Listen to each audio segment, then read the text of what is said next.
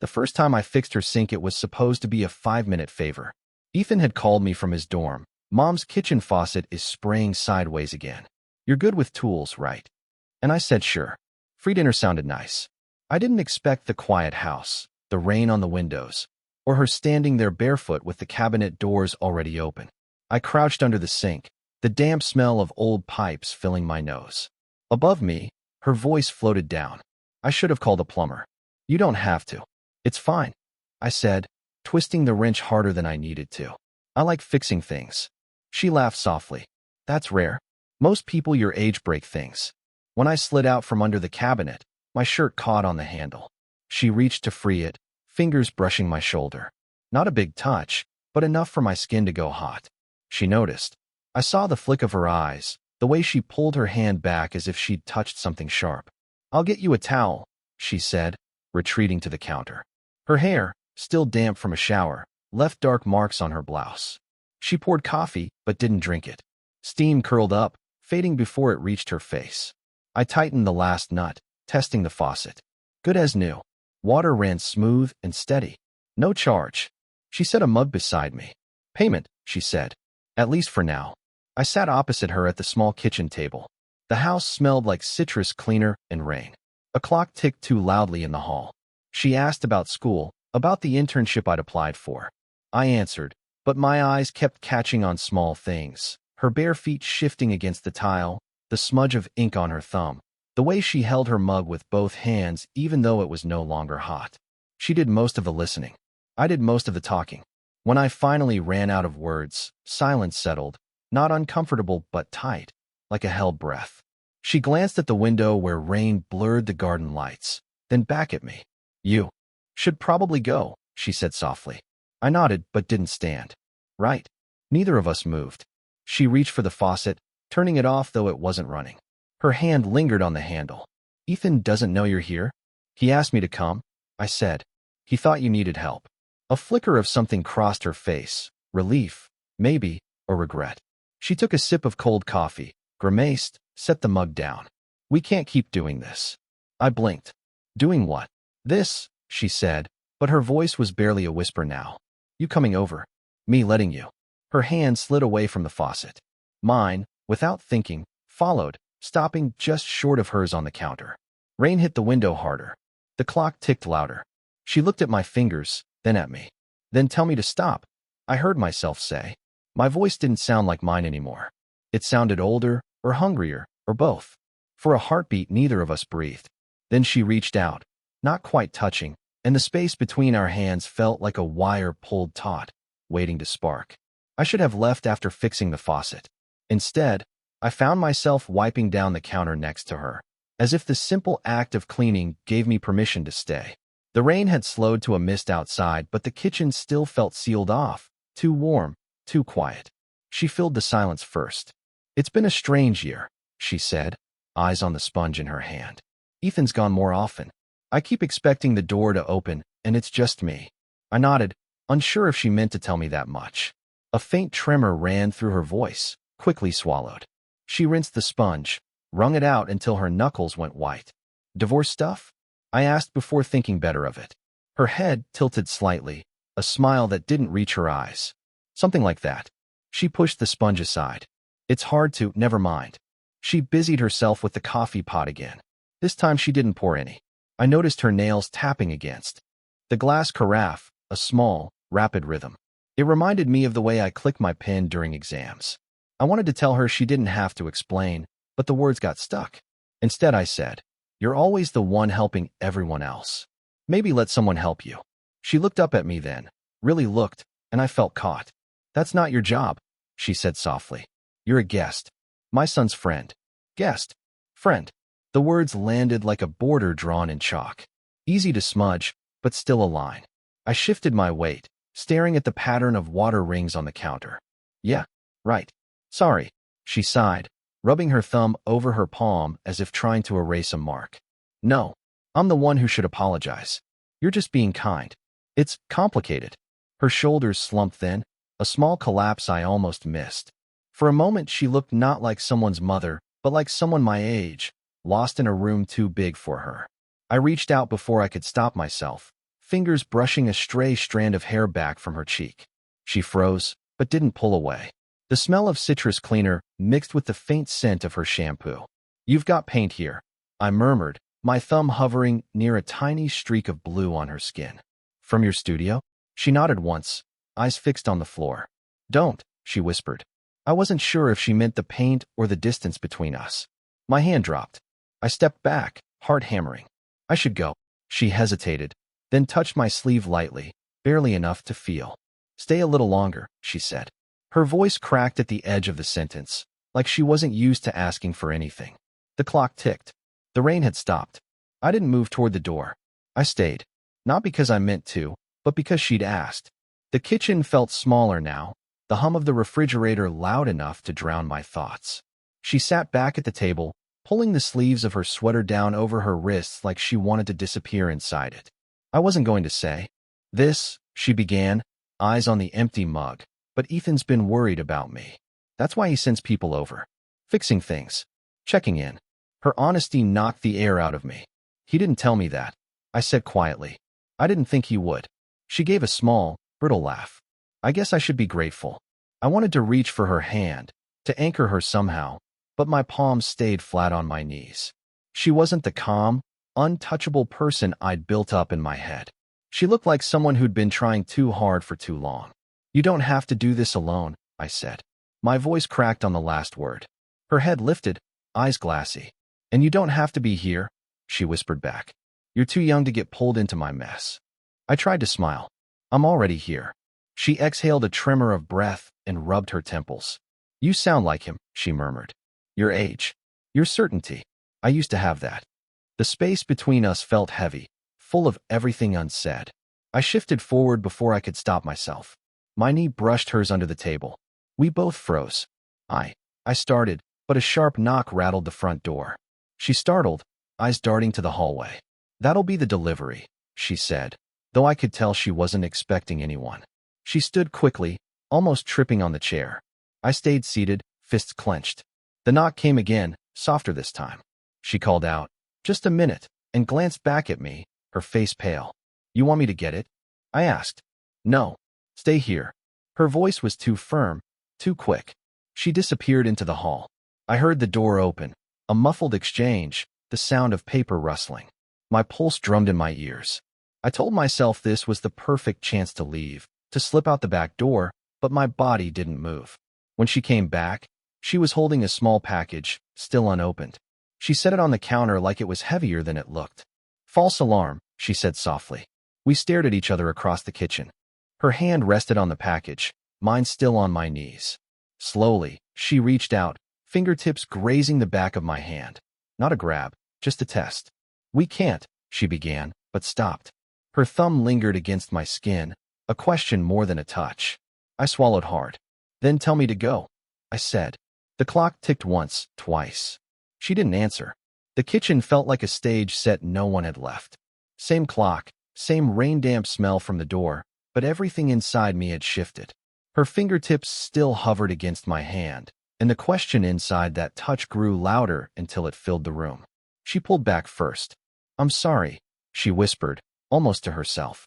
I shouldn't. "You don't have to be sorry," I said. My voice sounded rough, like it belonged to someone else. "I'm the one who keeps staying." She gave a small, hollow laugh. "You think this is about blame? You're 22. You have a whole life waiting. And me."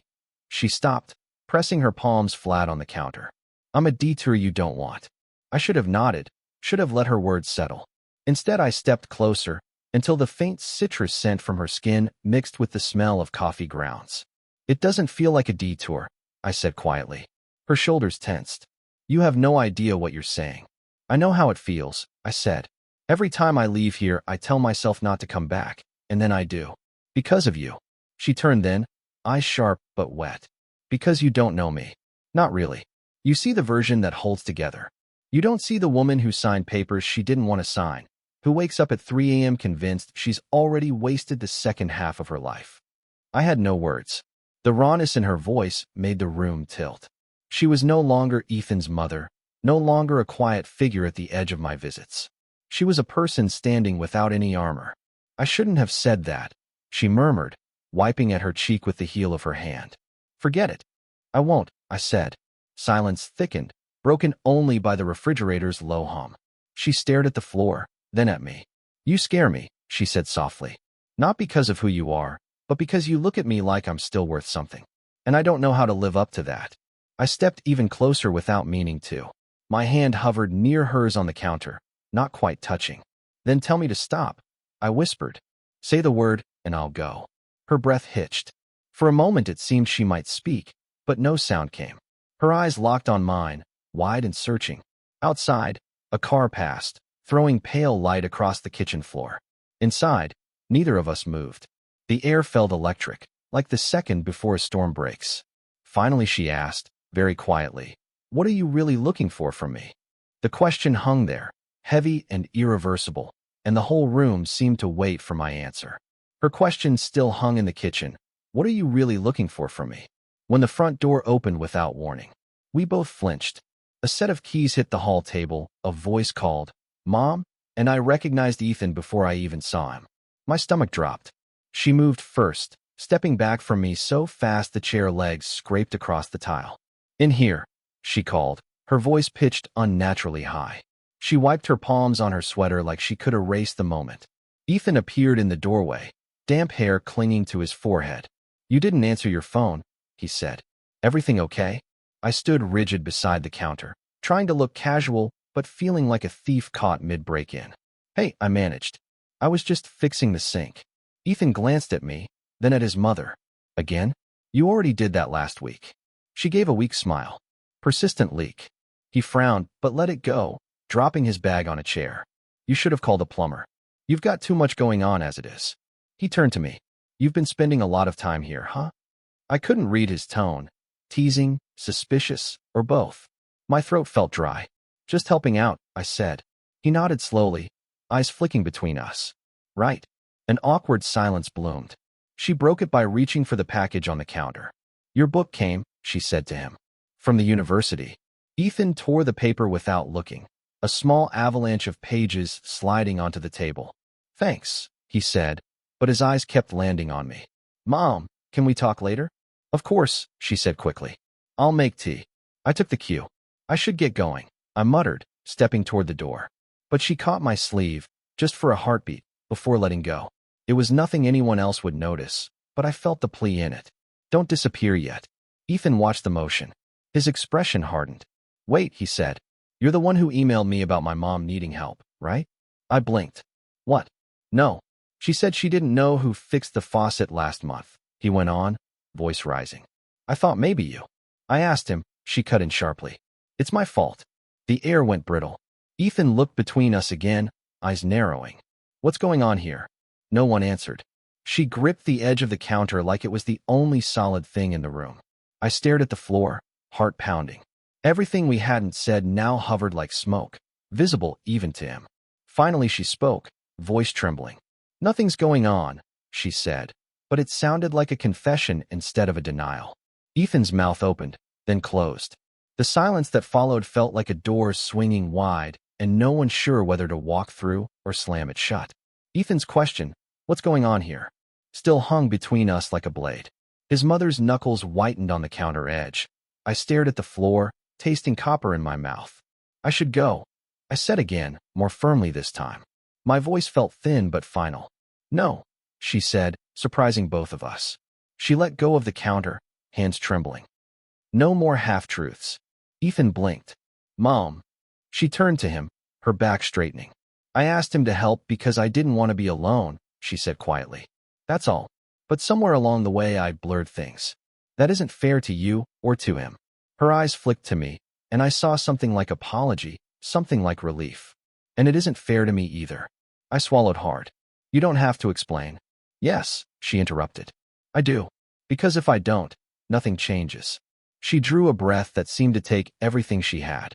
"You've been kind to me," she said to me directly now. "You made me feel seen at a time I didn't think I existed to anyone. But you also deserve a life that isn't tied to my mistakes." The words hit like a door closing, but they were steadier than anything she'd said before. "I don't regret helping you," I said, finally meeting her eyes. "But I don't want to be a reason for more regrets." Ethan stepped back, still confused but softer now.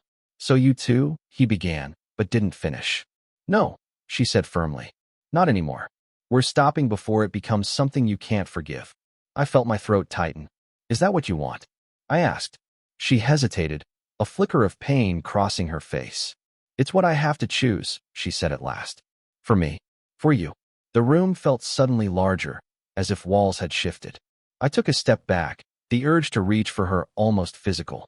Instead, I slid my hands into my jacket pockets. Then this is goodbye, I said. Not goodbye, she replied softly. Thank you. For a moment we just stood there, 3 people in a kitchen, a lifetime of different hurts threading the air between us. Then she did something small but decisive. She reached out and touched my wrist once, not as an invitation, but as a benediction. Take care of yourself, she said. I nodded, unable to speak. At the door I looked back. She was standing straighter than I'd ever seen her, eyes red but clear. Ethan's hand rested on her shoulder, and she didn't flinch from it. I stepped out into the cool night. The rain had stopped, leaving the pavement shining like glass. My chest felt hollow and full at once, a space where something had ended, but also somewhere new could begin. 3 months later, I walked past the cafe on my way to the train. The sign was gone, the windows papered over. Where there had once been warm light and the smell of coffee, there was only a faint echo of voices I couldn't quite place. I paused, hand on the strap of my bag. In the reflection of the darkened glass I saw myself. Older, somehow. Not by years, but by everything that had happened inside that kitchen. She had closed the house too. Ethan had told me by text. She was moving to another city, new job at a gallery, needs a fresh start. He didn't sound angry anymore, only protective. He never mentioned what happened between us, and neither did I. Some truths you don't name, because naming them would make them smaller. I thought about the last look she gave me at the door that night. Clear-eyed, steady, a woman stepping back into her own life. In a strange way, it had freed me too. I stopped drifting from class to class. I took the internship I'd been afraid of. I learned how to fix more than leaky pipes.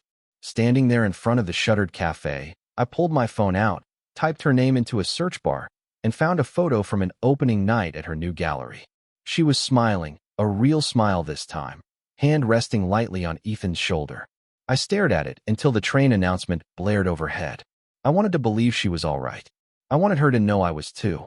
As the train doors closed behind me, I imagined her setting up a new counter somewhere, smelling fresh paint instead of citrus cleaner, telling herself she'd done the hard thing and survived. And me, I was finally stepping into a life that felt like mine, not borrowed. The story between us didn't end with a grand confession or a scandal. It ended with 2 people standing in a kitchen, choosing not to cross a line that would have broken more than it healed. That choice hurt, but it also taught me something I'd never forget.